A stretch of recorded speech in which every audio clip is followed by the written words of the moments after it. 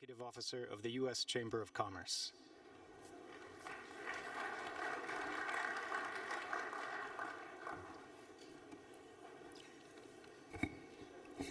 Good morning everyone, and welcome to the U.S.-Africa Business Forum.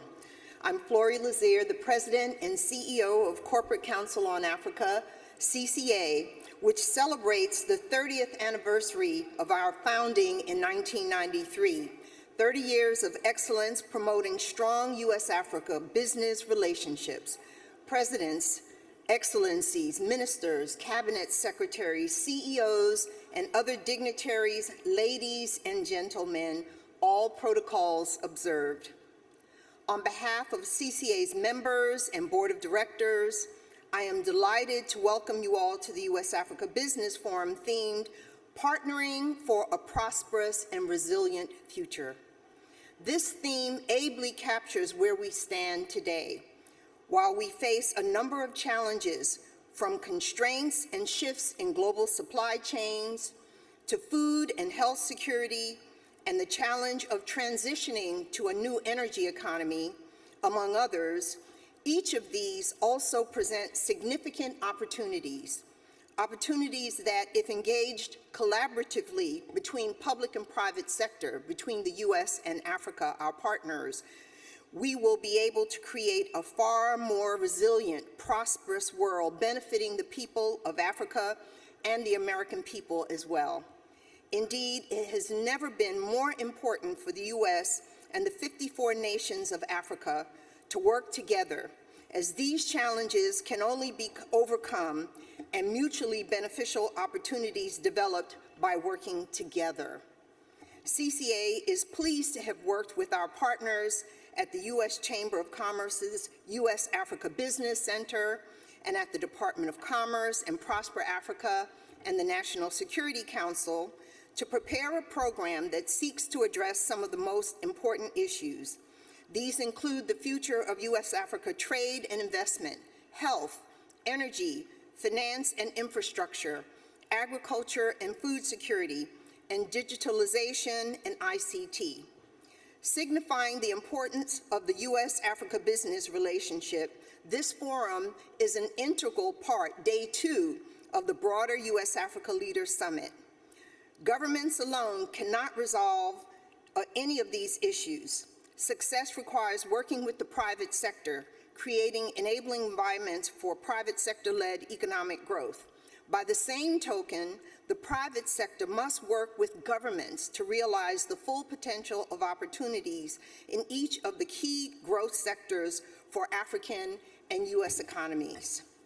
I am pleased we have such a diverse, strong representation of corporate and government leaders here today, and I look forward to the outcomes of today's discussions.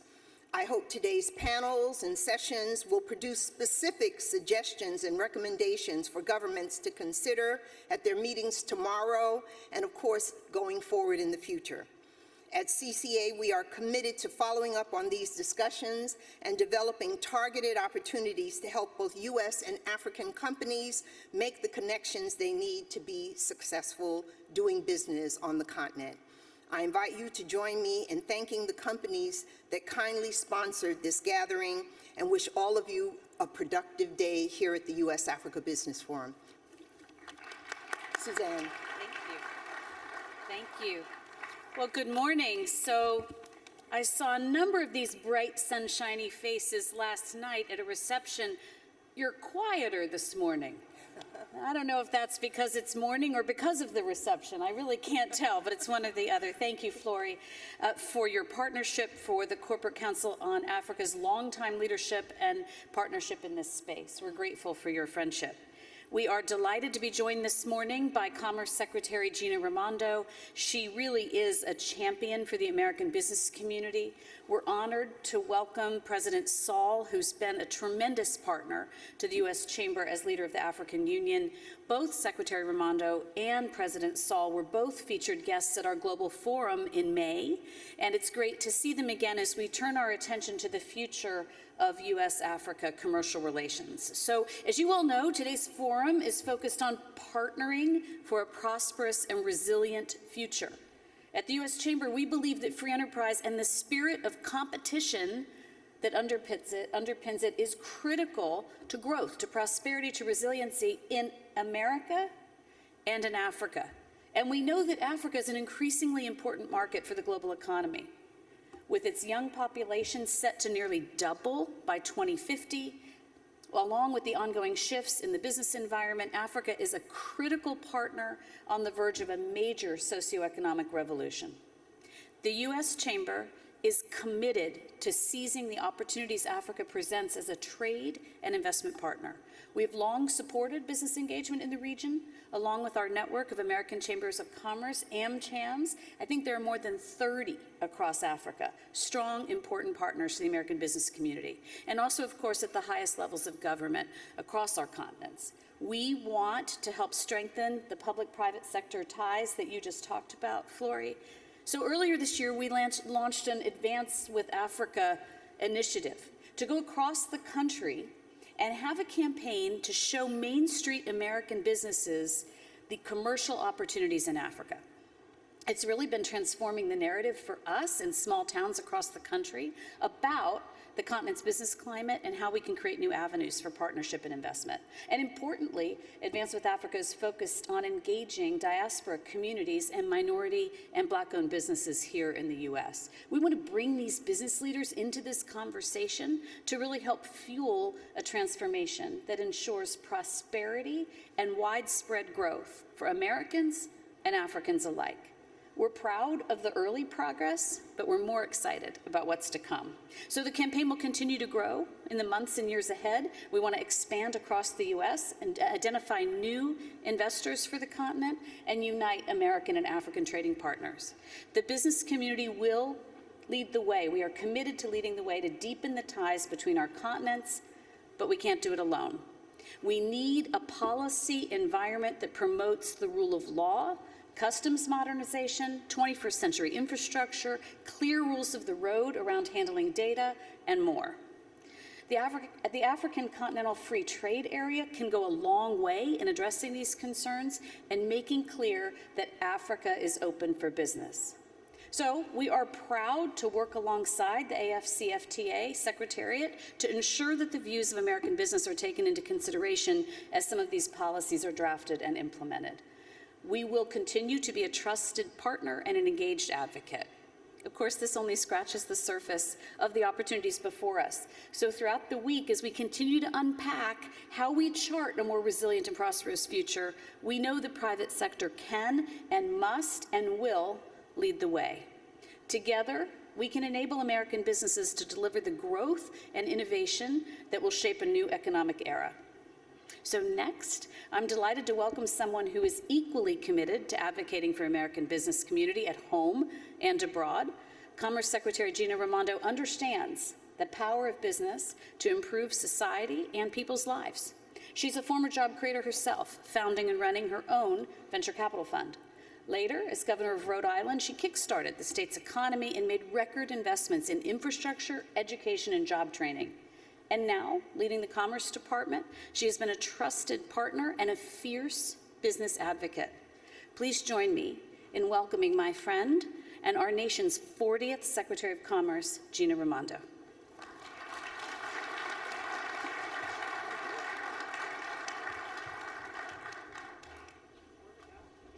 Good morning. Good morning. Good morning. Thank you. Look, Very much. Good morning, good morning, good morning. Isn't this great? This is a very exciting morning, and I'm thrilled to have all of you. To my team at Commerce, who I see there, thank you for your hard work on putting this together. Thank you to all of the business leaders. Special thanks to the Chamber of Commerce, the Corporate Council on Africa. We're just so thrilled to be able to host this. To the honorable heads of state who are here and who will be joining us, thank you. To the ministers from across the African continent, welcome. This is a priority of President Biden's. We have an entire week of programming for you, and we're just couldn't be more excited to have you here. Today, I am deeply honored to welcome you to the U.S. Africa Business Forum. Now, I'm the Commerce Secretary, so I could be biased, but I think the Business Forum is among the most important parts of the week, if not the most important. Yeah, come on. And all joking aside, here's why I believe that. Because now more than ever, the U.S.-Africa partnership will be shaped by commercial ties between businesses in Africa and the United States, on both sides of the continent, including small businesses, women-owned businesses, next-generation-owned businesses, diaspora entrepreneurs. It's these commercial relationships that are going to drive the technology cooperation, innovation, and small business growth that are already transforming lives of Africans, from health to technology to agriculture to energy to transportation, fintech to creative industries. And they'll create jobs, jobs in America and jobs in Africa. I also say this. The other reason that I think now is the moment is because I hear continuously and increasingly from U.S. businesses, entrepreneurs, and investors that they are increasingly interested in investing in the African continent. I hear it regularly. And I also hear from African businesses and leaders and my counterparts that the United States is a partner of choice for businesses and countries in Africa. Why? Because of our superior technology, our high-quality equipment and services, track record of developing local talent and promoting innovation, and ability to access transparent and trusted financing. The United States is still the deepest capital markets and has the world's largest venture ecosystem. And we are eager to bring that ecosystem and deep capital market and entrepreneurship and innovation to the African continent. We also have the excitement of the African Continental Free Trade Area. And again, there's a huge amount of excitement for this. Having the continent be a single integrated market provides massive opportunities, and I think will drive innovation and will bring more capital to the continent. And once again, I talk to business leaders every day, and they tell me their excitement. So it's for all these reasons that President Biden has taken unprecedented steps to ramp up U.S. government engagement with American business in support of Africa's transformation. Permit me a minute to tell you what we're doing at the Commerce Department. At the Commerce Department, we too, to meet the opportunity, are raising our game to grow U.S. business engagement in Africa. And again, I want to thank my team. What are we doing? We're going to increase our physical presence on the continent, more commerce personnel on the continent, enhancing our technical cooperation to strengthen the commercial enabling environment in our partner countries, elevating bilateral MOUs, trade missions, and commercial advocacy, working with our colleagues across government to de-risk private investment in key areas, and really just expanding, as I said before, expanding our commercial footprint on the continent. I also believe, you know, what's that phrase, half of life, 80% of life is showing up. So I plan to travel to the continent in 2023. I plan to bring with me American business leaders, entrepreneurs, investors, showing an increased and real commitment because I think that's what's necessary in order to truly seize this moment. I think that there's huge potential. I hope you have the opportunity to see what's in the Prosper Africa deal room and also the deals we announce on the main stage, more than $15 billion of deals, and I think we're just getting going. We're just getting going. So I plan to lead my team and across the U.S. government, bringing in U.S. private sector and really leaning into the moment of opportunity that's before us to, in a way that we've never done before and at the scale we've never done before, bring all that U.S. business can bring to the continent and tapping into the youth and the entrepreneurism, the excitement and the innovation that exists on the continent like never before. So thank you for coming, thank you for your commitment, thank you to all the leaders that are here, and I look forward over the course of the day and tomorrow to having the opportunity to get to know you and in my bilaterals really deepen that engagement. With that, it is now my great pleasure to turn it over to the Honorable Macky Sall, President of the Republic of Senegal and Chair of the Africa Union, for his opening remarks. Thank you.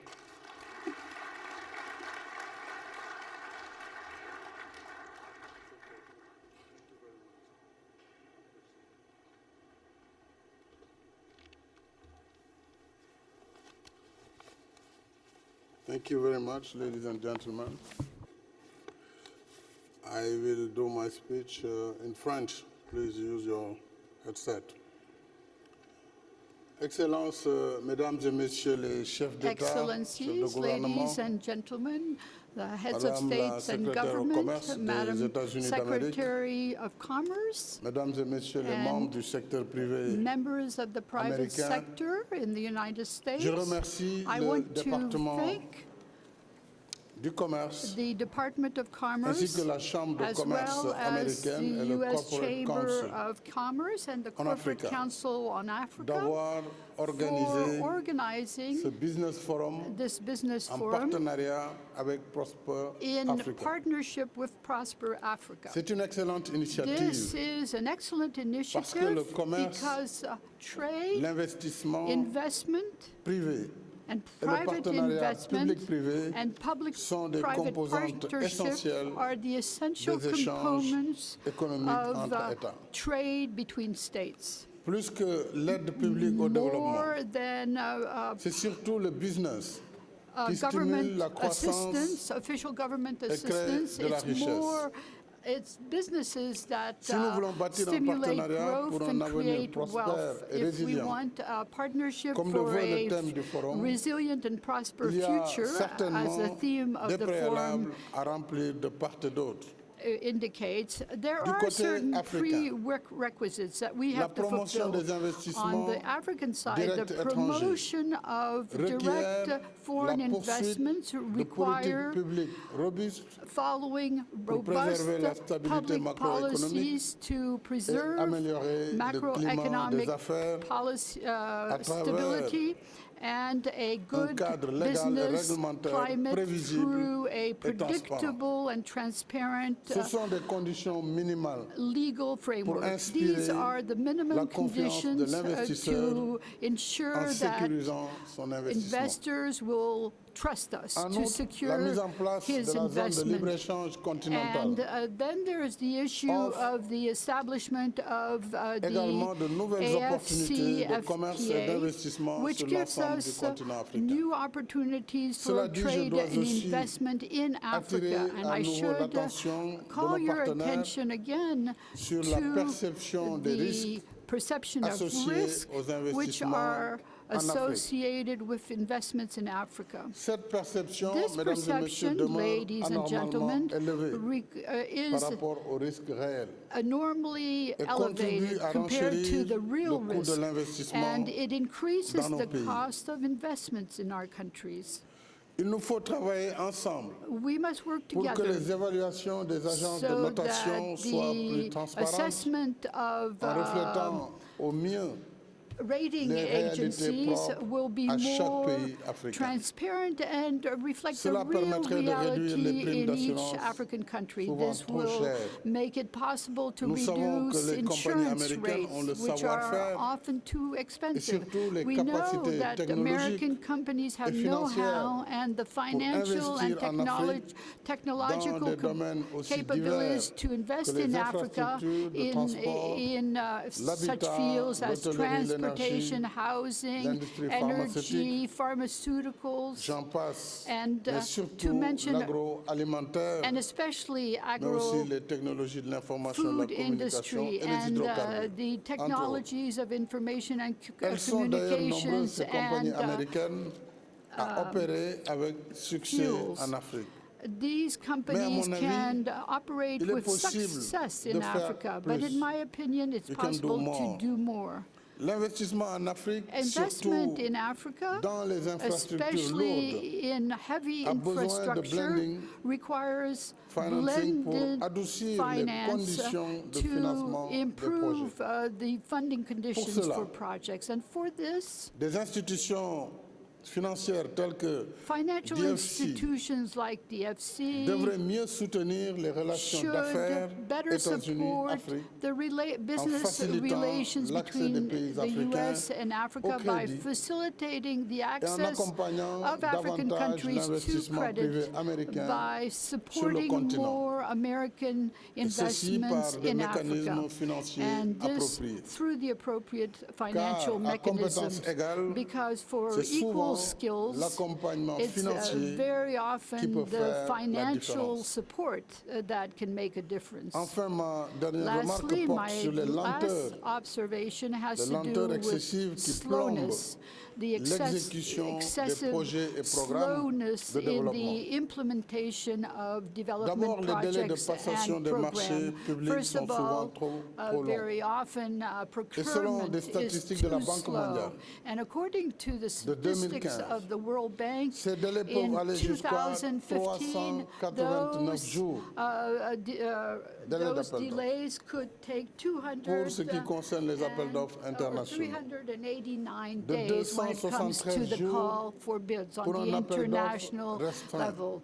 273 days for a et de limited call for 298 bids, jours, s'il and vous plaît, pour 200 un appel d'offres national 98 et 90 days jours pour une for simple a demande national de call for renseignement et de bids, prix, and qui est la forme la 85 plus days simplifiée for a de request for passation d'un information marché. and price, which is the Alors, ces délais most anormalement simplified longs, way avec des of procédures et formalités procuring complexes, goods. So there are all kinds conduisent of fatalement à la complicated faiblesse procedures, and des this taux leads de décaissement to the weakness financements in déjà the obtenus disbursement rates pour les of projets de the développement. funding obtained Alors, for ce n'est pas un development modèle projects. So de bonne this gouvernance is parce que not pour a des model pays of good governance, en quête because d'émergence, for countries who want to le emerge, temps nous est compté. time is Il y a donc du travail à of the faire essence. pour There concilier is a le lot souci of work to do nécessaire de to la transparence et l'obligation d'efficacité et de résultat. combine transparency with gouvernements sont élus pour efficiency and délivrer effectiveness.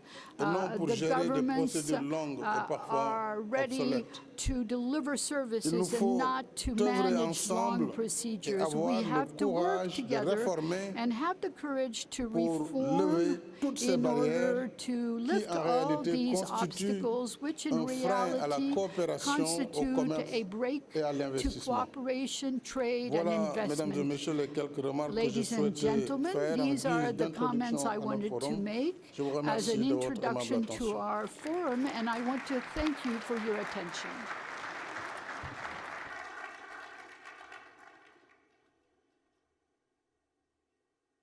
And now a message from the 43rd President of the United States of America, George W. Bush.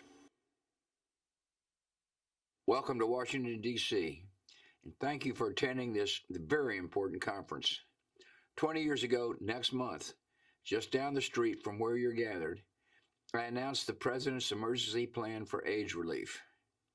I asked Congress for $15 billion, the largest international health initiative ever to combat a specific disease. 2 decades later, the results are clear. PEPFAR has saved more than 25 million lives and prevented millions of HIV infections. Today, Africa is a story of hope and growth, and proof that healthier populations lead to more stable and prosperous societies.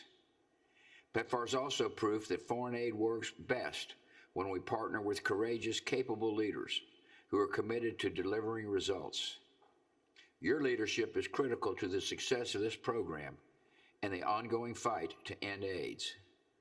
Laura and I will remain invested in this mission for the rest of our lives, and we are counting on your continued partnership. Thank you.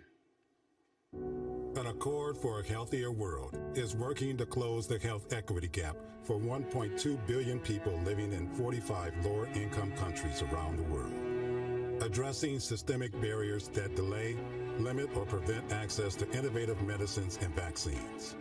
Because where you live shouldn't impact the quality of your health care, and your income shouldn't determine your health outcomes.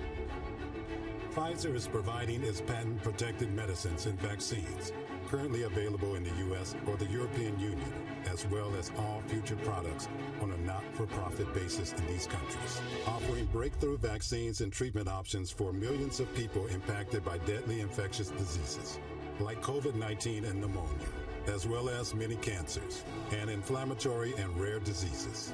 To help ensure these medicines and vaccines can reach those in need, we are partnering to strengthen health systems now and far into the future, including diagnostic capacity, healthcare professional education and training, supply chain management, and infrastructure support, while also collaborating with Accord partners to identify faster and more efficient regulatory pathways and procurement processes.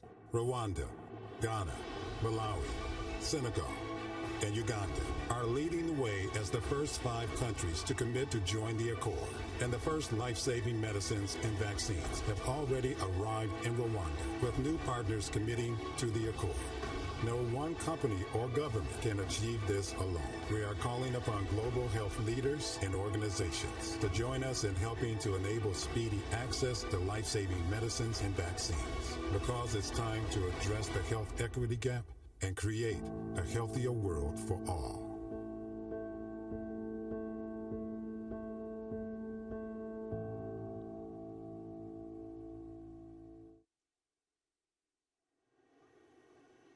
Your Excellencies, honored guests, please welcome Dr. Albert Bourla, Chief Executive Officer of Pfizer.